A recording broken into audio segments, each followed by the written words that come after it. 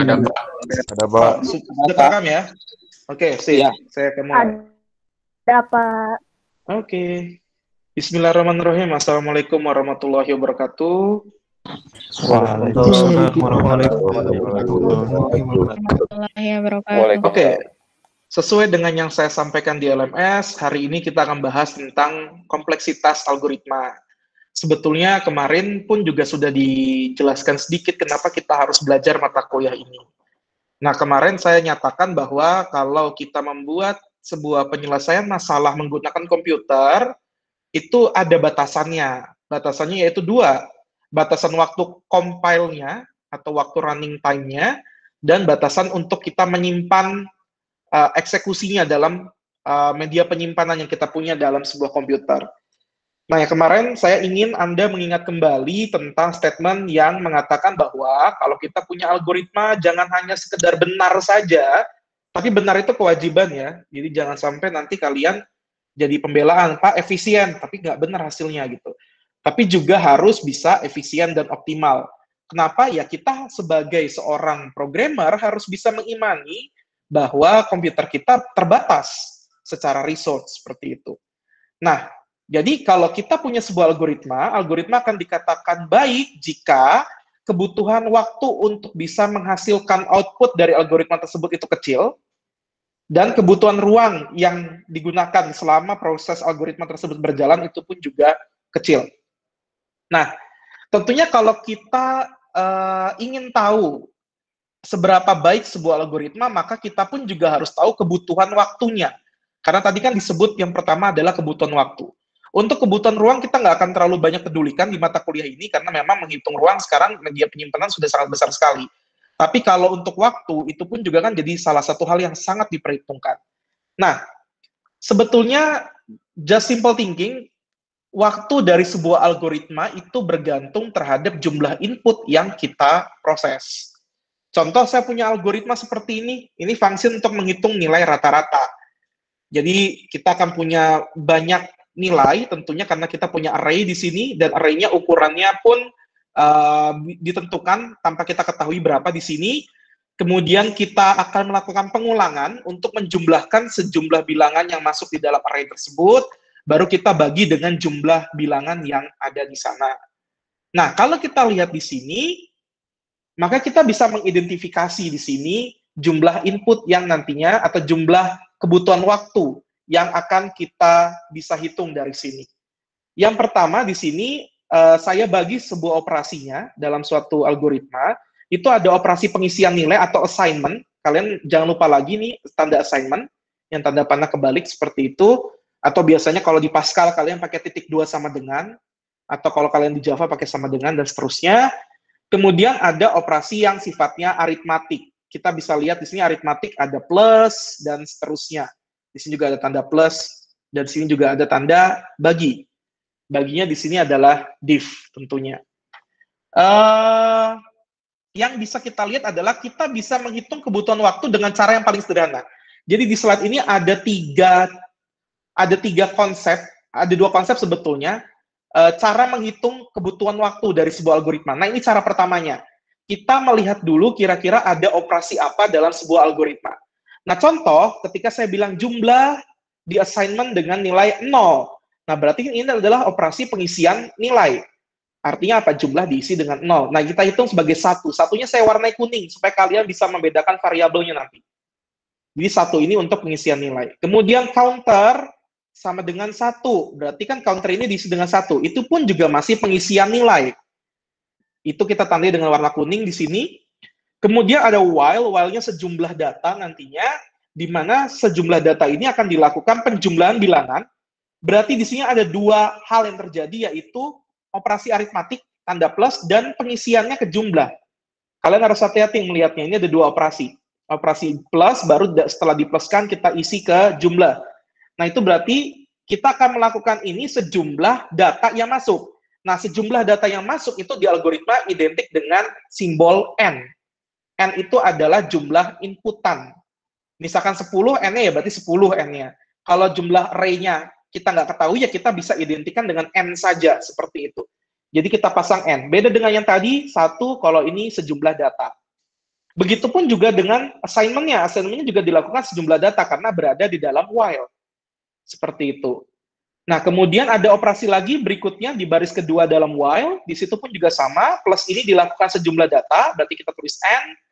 Untuk yang tanda birunya karena dia operasi aritmatik. Kemudian assignment-nya itu juga dilakukan sejumlah data. Berarti N lagi.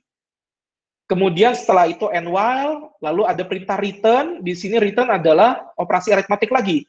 Jumlah dibagi dengan jumlah data. Artinya jumlah yang di sini dibagi dengan jumlah data yang ada. Itu dihitungnya operasi aritmatik karena dibagi. Dihitungnya berapa ya? Karena dilakukan sekali ya kita cukup tulis 1 di sini. Sehingga kita bisa simpulkan ada berapa yang kuning di sini? Ada 1, 2, 3, dan 4. Berarti di sini adalah 2N. Karena N tambah N adalah 2N. Kemudian untuk konstantanya 1 tambah 1. Berarti 2N plus 1 untuk operasi pengisian nilai. Sementara untuk operasi aritmatik ada warna birunya 3 di sini. Yang bisa kita jumlahkan adalah N plus N, berarti 2N, kemudian konstantanya cuma 1, berarti 2N plus 1.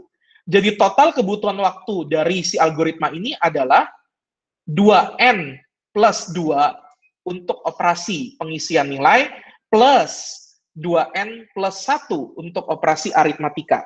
Di mana kita bisa sederhanakan kalau di matematik pengisian nilai ini jadi simbol tertentu, misalnya kita pilih saja A, dan operasi aritmatika ini kita pilih simbol lagi B, misalkan seperti itu. Jadinya ini, kebutuhan waktunya T-nya sama dengan 2N plus 2 untuk operasi pengisian, assignment tadi, plus 2N plus 1 untuk B. B itu adalah operasi aritmatik. Ini cara yang pertama. Tapi coba bayangkan ketika kita punya algoritma yang jumlah barisnya cukup banyak. Tentunya kita pun juga makin bisa berkemungkinan untuk melakukan kesalahan penghitungan nantinya. Nah, ada cara yang kedua, yaitu kita menghitung operasi dasarnya saja. Operasi yang pasti mendasari terjadinya algoritma tersebut. Itu cara yang kedua. Nah, cara yang keduanya gimana? Kita hitung pakai TN. Nah, di TN ini, ini belum dulu. TN ini masih menghitung operasi dasarnya. Jadi kalau kita lihat di sini, hitung rata-rata. Pertanyaan saya simpel. Operasi apa yang paling signifikan di dalam menghitung rata-rata?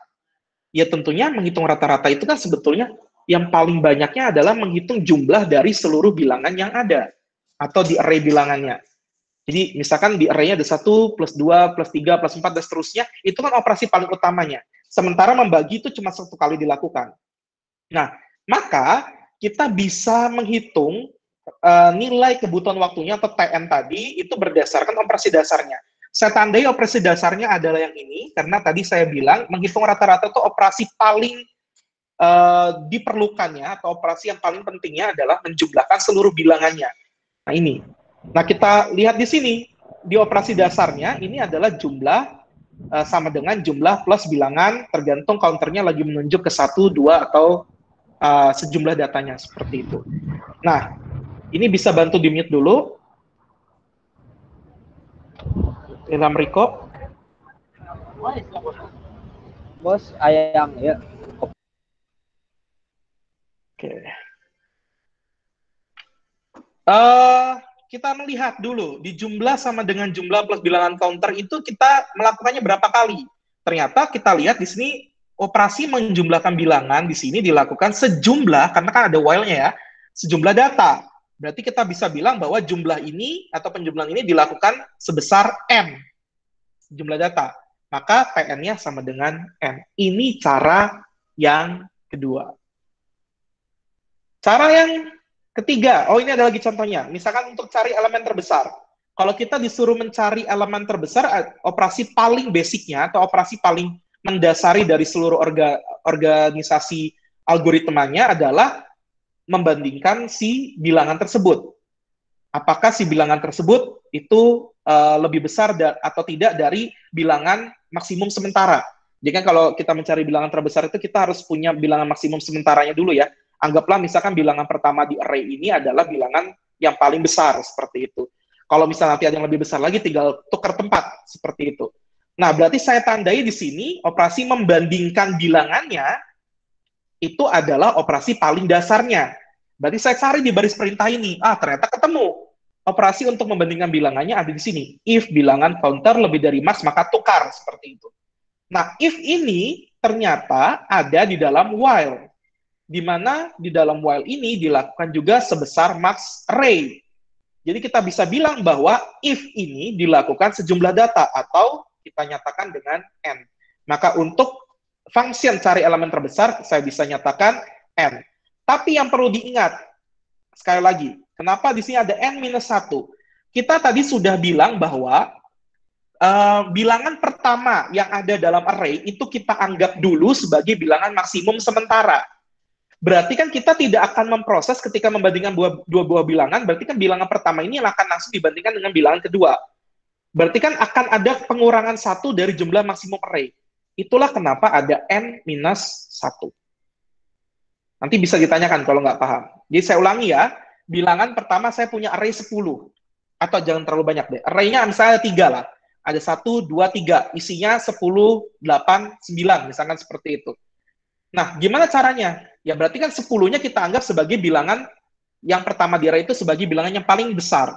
Nah, kita simpan. Kemudian kita bandingkan 10 dengan elemen array yang kedua. Berarti kan 1 kali tuh. Kemudian kita ketemu tetap 10 lebih besar dari 8. Berarti bilangan maksimumnya tetap 10. Kemudian kita bandingkan lagi dengan bilangan yang ketiga. Ketiga itu berarti sudah ukuran maksimum ya. Berarti 10 dengan 9 lebih besar mana? 10. Berarti udah terakhir. Berhenti kan pengulangannya. Array-nya 3. Pengulangannya dilakukan 2 kali. Berarti kan 3 untuk jadi 2 berarti 3 minus 1. Di mana 3 itu kan sebetulnya adalah maksimum data. Jadi n minus 1. Itu caranya. Nah, tentunya ketika kita menghitung kebutuhan waktu, akan ada kasus di mana kita tidak tahu pasti berapa ukuran algoritmanya. Contoh begini, kalau kita berbicara binary search, pencarian yang dibagi 2, masih hafal ya? Yang kita harus mengurutkan dulu datanya, baru kita bagi 2, dan seterusnya geser kanan, geser kiri, tergantung pencariannya, ascending atau descending, seperti itu. Nah, kok pencarian? Pengurutannya ascending atau descending. Nah, yang di sini, kita bisa saja memberikan overview, jadi nggak harus pas banget lah. Toh kebutuhan waktu pun juga kan kita nggak tahu nanti n itu akan dikali berapa untuk setiap ukuran inputnya. Itu kita nggak perlu tahu, makanya kita simbolkan seperti itu. Nah, kalau kita menemukan kasus di mana kita tidak bisa menemukan angka pastinya, itu kita bisa pakai kompleksitas waktu yang berdasarkan kemungkinan terburuk, kemungkinan terbaik, atau kemungkinan rata-rata. Nah, ini kita kenal dengan Tmax, Tmin, dan Taverage. Ini juga ada konsep perhitungan seperti ini. Ini yang ketiga ya. Jadi nanti kita sebetulnya tidak akan pakai ini. Nanti kita akan pakai yang minggu depan, itu kita pakai Big O. Cuma nanti Big O itu dasarnya adalah dari sini sebetulnya. Contoh ini, misalkan sequential search tanpa sentinel. Jadi saya pencarian sekuensial, tapi nggak ada tambahan satu elemen array nantinya di akhir. Jangan lupa lagi ya, itu di algoritma kalian sudah belajar itu. Nah, tentunya kalau kita mencari sekuensial, kita akan mencari datanya sampai ketemu, atau kalau nggak ketemu, ya berarti kita harus lakukan sampai sejumlah array-nya, sampai elemen array terakhir, seperti itu, karena kita harus compare. Nah, di sini, berarti kan kita akan punya ditanya kebutuhan waktunya gimana? Ya nggak bisa dijawab, Pak. Kalau misalkan tiba-tiba saya punya array 1, 2, 3, 4, 5. Saya nyari angka 1. Ya bisa aja kan, berarti cuma pengulangannya sekali, Pak. Tapi kalau saya mencari angka 3, ya berarti pengulangannya 3 kali, Pak. Karena apakah elemen 1 sama dengan 1, apakah elemen 1 sama dengan 3? Tidak. Elemen 2 sama dengan 3? Tidak. Elemen 3 sama dengan 3? Ya. Nah, itu kan baru berhenti di pengulangan yang ketiga. Nah, kita bisa menjawab itu dengan konsep Tmax, Tmin, dan Taverage. Caranya, ya kita berbicara Tmax itu adalah kemungkinan terburuknya. Kemungkinan terburuk dari sebuah algoritma sequential search tentunya datanya nggak ketemu kan. Kalau data nggak ketemu, berarti mau nggak mau kita harus mencarinya itu dari awal array sampai akhir array. Berarti sejumlah n. Bisa kita nyatakan bahwa kemungkinan terburuknya untuk kebutuhan waktunya adalah n. Kemungkinan terbaiknya itu kita nyatakan dengan Tmin. Di mana Tmin di sini sebetulnya menyatakan kemungkinan terbaik yang mungkin terjadi jika datanya itu langsung ketemu. Kapan sebuah sequential search mendapatkan kemungkinan terbaik? kalau data yang kita cari ada di elemen pertama pada array-nya. Misalkan tadi saya ulangi, elemen array-nya ada 1, 2, 3, 4, 5, saya nyari angka 1, ya berarti kan cukup 1 kali ngulang. Nggak perlu sampai ke n. Nah, itu kita bisa nyatakan bahwa kemungkinan terbaiknya ya 1. Jika, sekali lagi ya, ini kan jika datanya ditemukan di posisi 1. Pak, bagaimana kalau saya mencarinya yang di tengah-tengah? Nah, itu kan, misal saya nyari angka 2, berarti kan harus 2 kali ngulang. Saya nyari angka 4, berarti 4 kali ngulang, dan seterusnya. Ini anggap array-nya berurutan nilainya, 1, 2, 3, 4, 5, dan seterusnya. Nah, itu kita bisa nyatakan dengan T-average atau rata-ratanya. Jadi, kalau Anda ditanya, berapa kebutuhan waktunya? Ya, rata-ratanya sekian. Kenapa kita jawab rata-rata? Ya, karena kita nggak tahu kapan dia berhentinya. Cara menghitungnya gimana? Ya, gampang.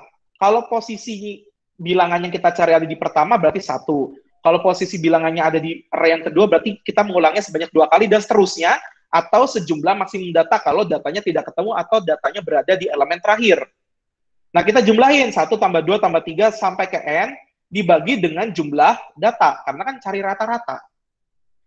Ya, ini rumusnya tinggal setengah n dikali 1 plus n dibagi 2 sama dengan n plus 1 dibagi 2. Ini rumus aritmatika sederhana, saya tidak akan terlalu banyak membahas di sini. Jadi untuk bisa menyatakan sequential serta tambah sentinel, kebutuhan waktunya apa? Ya karena tentatif, sekali lagi ya kita bisa jawab dengan tema Themis dan T-average. Nah, ini ada 2 soal. 2 soal ini akan menjadi self-reflection kalian. Nanti kalian lihat saja di LMS Unicom, saya sudah jadikan ini self-reflection. Kerjakan saja, ini tidak nyampe 1 jam, jadi kalau Anda mengerjakan.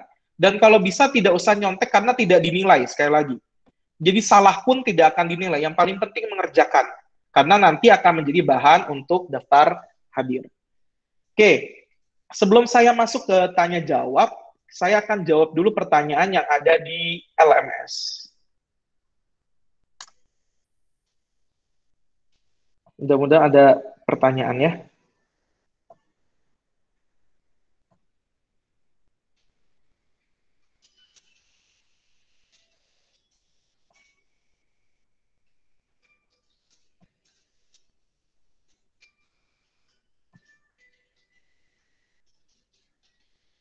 Layar saya terlihat untuk yang LMS-nya?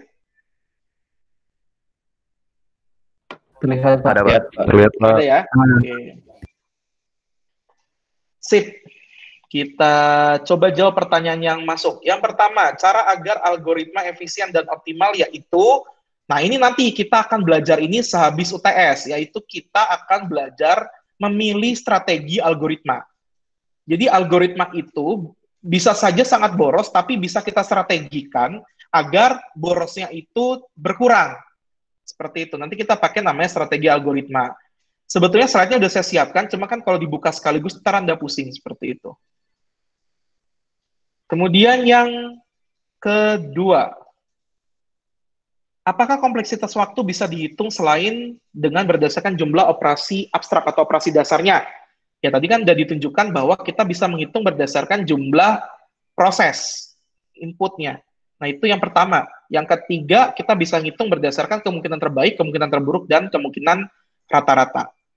Nah, itu yang bisa kita lakukan.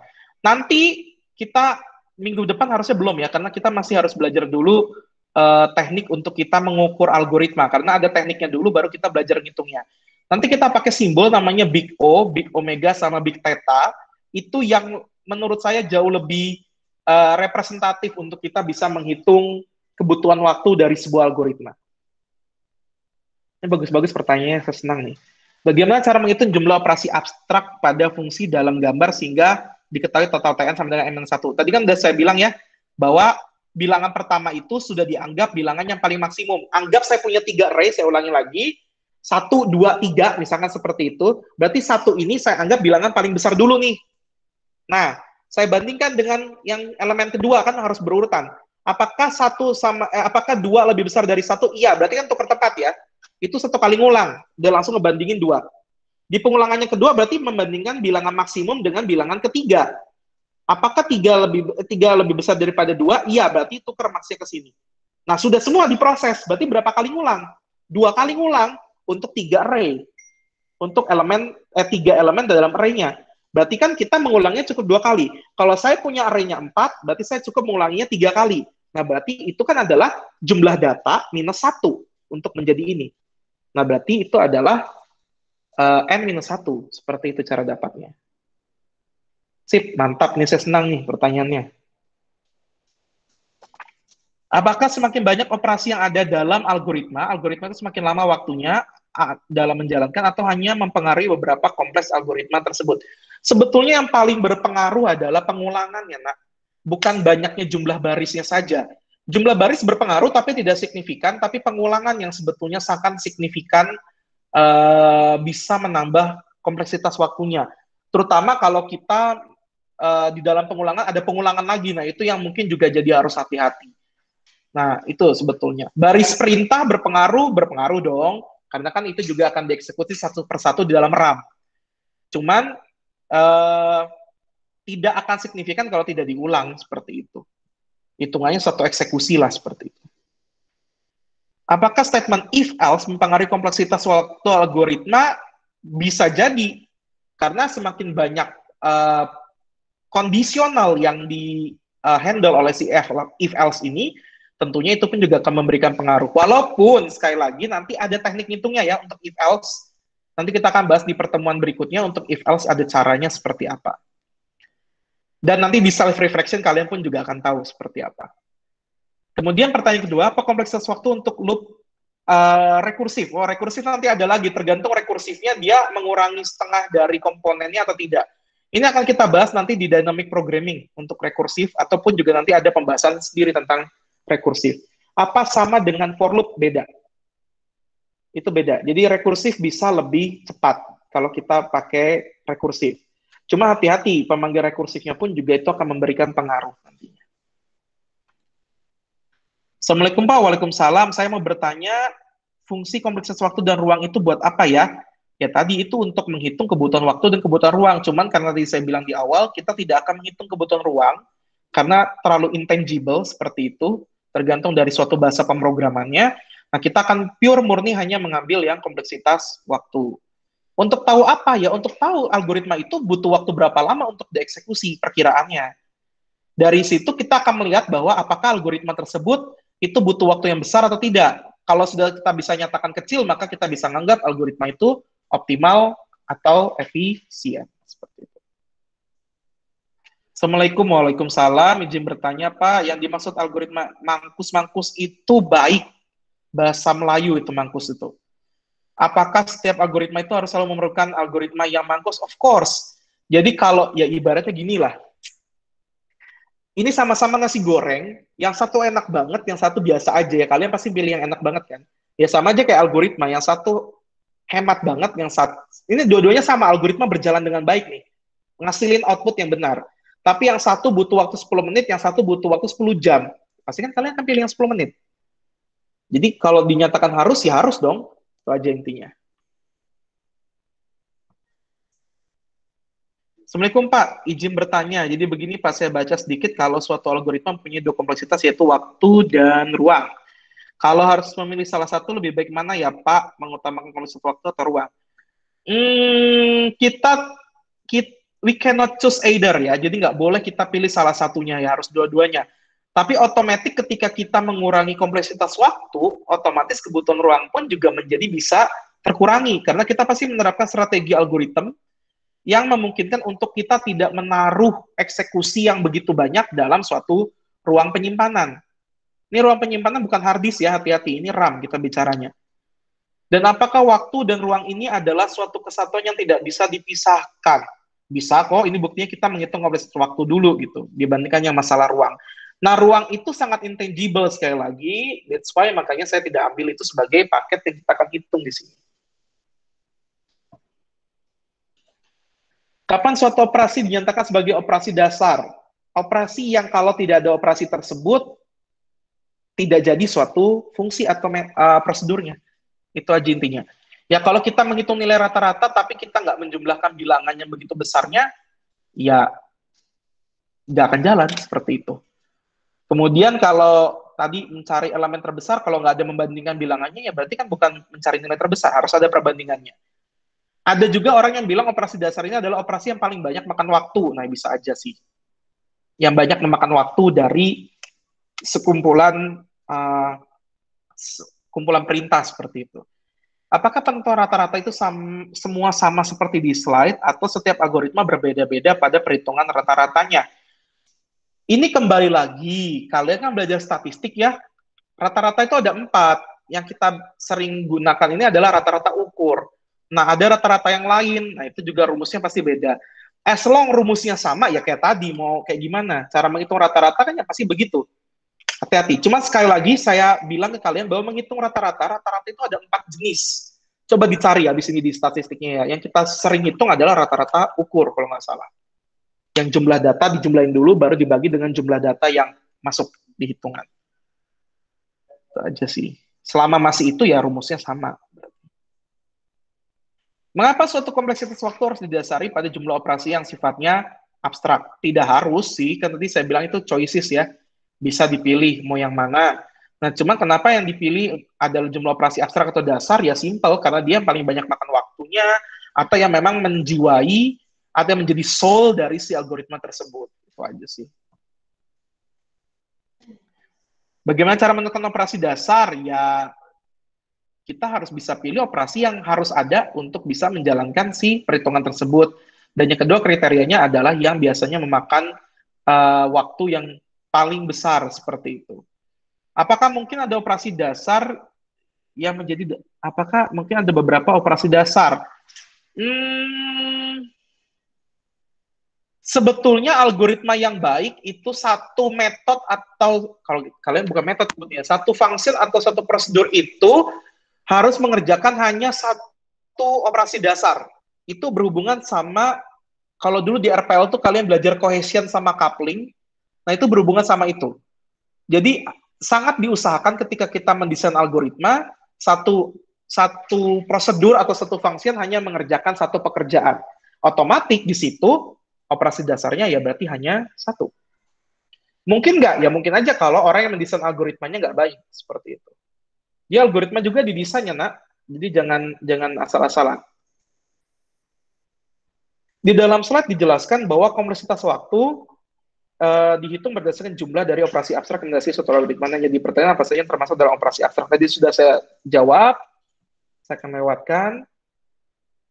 Selain Big O1, apakah, oke, ini udah belajar sampai Big O, keren, saya suka.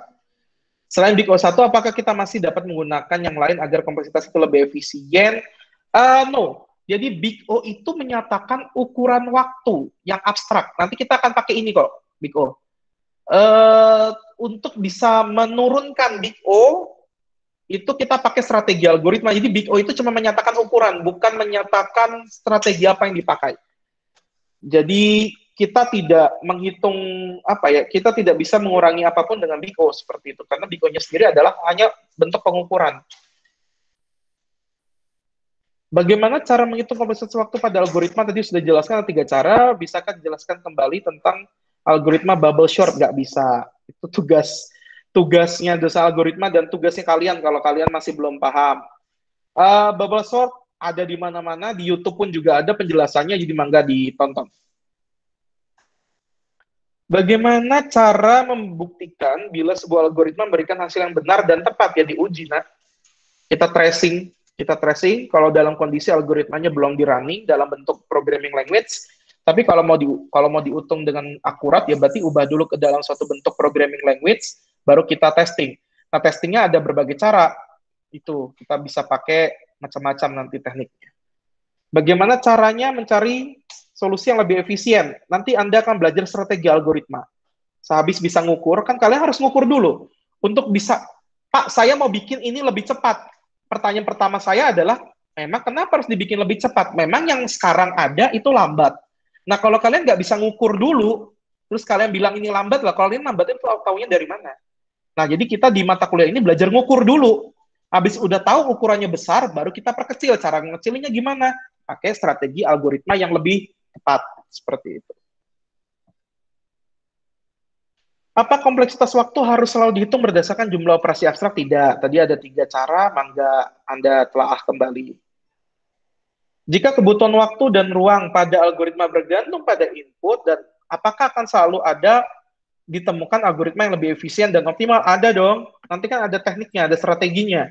Seperti itu. Jadi kita bisa memangkas mungkin lebih setengah dari jumlah arraynya. Paling simpel gini. Ini yang udah pasti kalian kebayang di otak kalian. Kalau kita berbicara pencarian sekuensial dengan pencarian bagi dua atau binary search, di mana pencarian sekuensial itu kan melibatkan seluruh elemen array, kemungkinan terburuknya. Tapi beda dengan binary search, di mana binary search itu dia pencariannya dibagi dua. Jadi ada bagian dari elemen array yang tidak diproses di tengah jalan. Contoh saya punya 10, saya cari titik tengahnya di 5, ketika saya bilang, oh ini harus geser ke kanan, berarti yang bagian kiri dari 1 sampai 5 itu tidak akan diproses lagi. Nah itu kan artinya kita tidak harus memproses semua jumlah inputannya. Nah itu bisa karena adanya strategi. Seperti itu. Jika setelah kita menghitung menggunakan kompleksitas algoritma, adakah cara lain untuk menemukan algoritma yang lebih efisien dan optimal? Ada, yaitu kita pakai nanti strategi algoritma. Strategi algoritmanya ada banyak, mangga Anda pelajari nanti. Bagaimana konsep strategi algoritma dan analisa algoritma serta hubungan diantaranya? Analisa algoritma atau analisis algoritma itu belajar ngukur. Sementara strategi itu setelah ngukur, kalau jelek ya tinggal kita strategikan supaya bisa lebih baik. Itu konsepnya.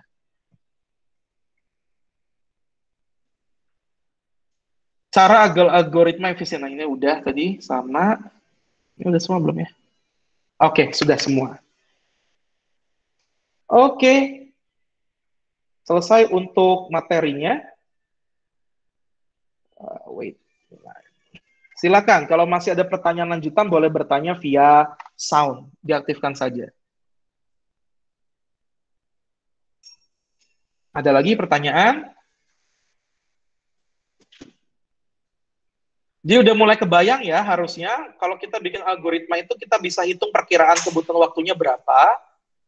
Nah itu berarti kita juga sudah mulai harus hati-hati sekarang kalau bikin algoritma. Jangan sampai, iya sih benar tapi 10 jam untuk menghasilkan nilai kebenarannya. Itu aja. Suruh masuk aja.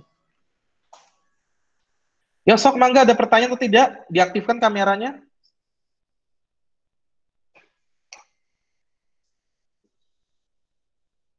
Ayo silakan, ada pertanyaan.